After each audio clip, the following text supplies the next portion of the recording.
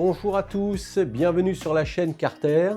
Aujourd'hui, nous allons vous présenter le montage du Carter sur la Zontes 703F. Alors, avant de vous expliquer comment ça se monte, on tient d'abord à vous préciser, à vous repréciser même, qu'il faut bien sécuriser votre moto ou sur la béquille centrale ou sur une béquille d'atelier. On va vous présenter l'outillage nécessaire pour effectuer ce montage. C'est un montage qui est simple, mais il faut quand même un minimum d'outillage. Alors, il vous faudra une clé à rallonge pour effectuer le desserrage de la roue. Suite aux commentaires judicieux d'un abonné qui nous avait précisé, qui avait fait la remarque de dire on ne dessert pas une roue à un écrou avec une clé néométrique, il avait tout à fait raison. Mais lorsqu'on l'avait fait, c'est parce que la clé néométrique qu'on utilisait pour le desserrage était hors d'usage. C'est pour ça qu'on l'a fait. Mais cette remarque était judicieuse. On ne dessert jamais un écrou avec une clé néométrique. Les clés néométriques sont faites pour serrer. Ok, donc une clé à rallonge pour desserrer l'écrou, pince coupante, pince multiprise si vous avez une goupille à enlever sur l'axe de roue, ce qui n'est pas toujours le cas. Une clé de 10 plate, ça c'est pour serrer le carter, en tous les cas maintenir l'écrou du carter. Une clé dynamométrique petit couple pour effectuer le serrage du carter qui est à 8 Nm. Je précise 8 Nm. Nous on a une clé électronique, c'est pas obligé, vous pouvez avoir une clé dynamométrique petit couple mécanique.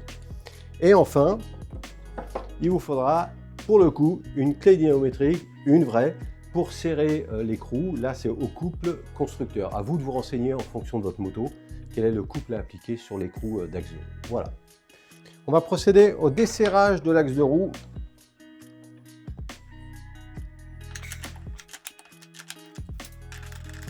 Alors, on enlève complètement l'écrou.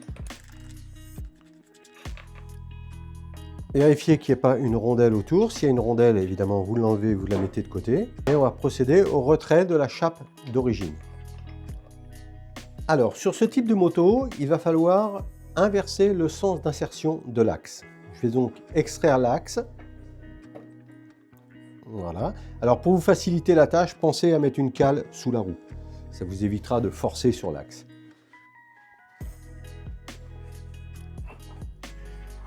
Voilà, je sors l'axe.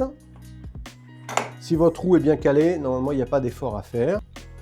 Voilà, j'insère l'axe à l'inverse.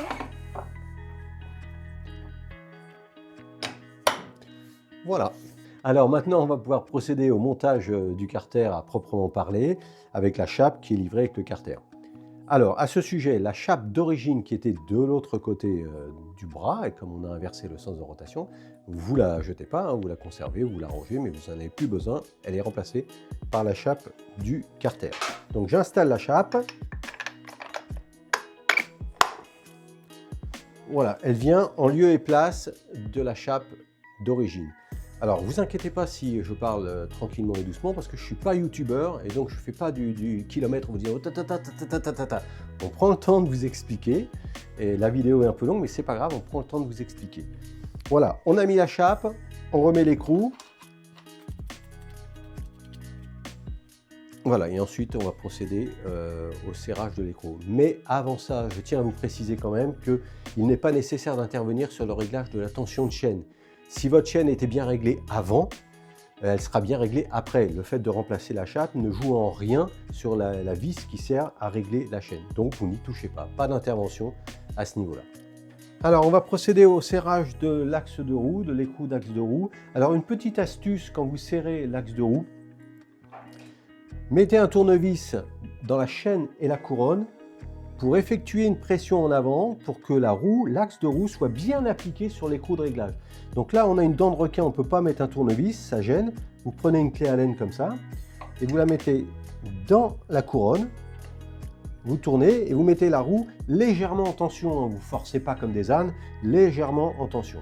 Et là, vous pouvez procéder au serrage. Alors, pour information, le couple de serrage sur la Zontes, c'est 110 Nm.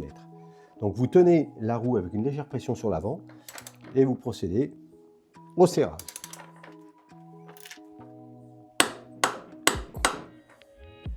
Alors on est bien d'accord que lorsque vous avez fait le serrage au couple, ça ne sert à rien, n'oubliez pas entre parenthèses d'enlever la clé de la couronne. Lorsque vous avez effectué le serrage au couple, quand la clé s'est déclenchée, remettez pas un quart de tour. Elle se déclenche, vous êtes au couple. On arrête là. Alors, une fois que vous avez effectué le serrage de l'axe, le positionnement de la goupille, s'il y en avait une, on va procéder au montage du carter. Vous suivez la notice, tout est indiqué sur la notice.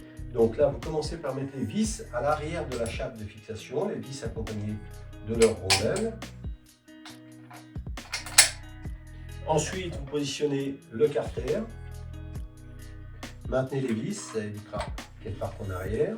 Une fois que vous avez positionné le carter, vous positionnez la contreplaque. Ça, c'est indispensable, c'est bien précisé sur la notice, mais je vous le rappelle là, c'est vraiment indispensable.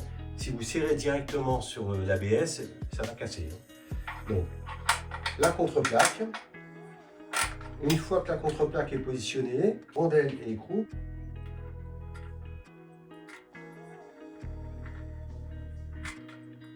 Et ensuite, on va procéder à un pré-serrage sans bloquer. Vous serrez pour approcher les boulons. Il faut que le carter puisse coulisser librement. Ce n'est pas le cas là. Je vais d'abord approcher et après, on va faire coulisser le carter.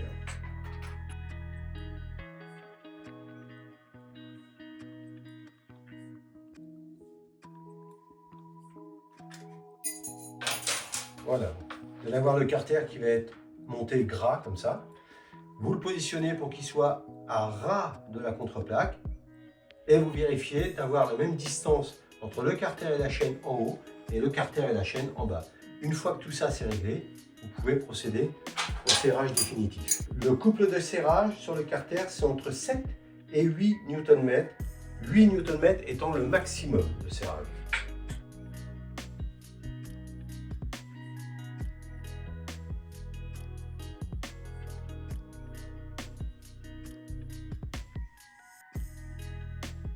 Voilà, 8 Nm, ça suffit largement. Et ensuite, il vous reste à mettre les petits caches qui sont fournis, eux aussi, dans le kit. Le montage du carter de chaîne est terminé.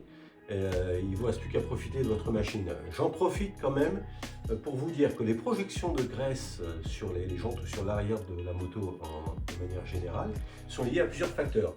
La qualité de la graisse, le moment où vous graissez votre chaîne, si vous le faites le soir ou si vous le faites juste avant de partir, ça a vraiment une incidence. L'autre incidence, c'est la tension de la chaîne. Si vous avez une chaîne qui est complètement détendue, vous allez avoir un effet de fouet qui est très important. Et cet effet de fouet, c'est lui qui va projeter sur la jante à l'arrière. Alors, il ne projettera pas là-haut parce qu'il y a le carter, mais il va projeter sur la jante. Le carter, lui, il va vous bloquer 70% des projections de graisse. Il vous reste 30% qui vont arriver sur la jante, mais c'est 30 petits pourcents parce que le plus gros est arrêté par le carter. Voilà, je vous souhaite une bonne route, soyez prudents et à bientôt sur la chaîne Carter. Bye bye!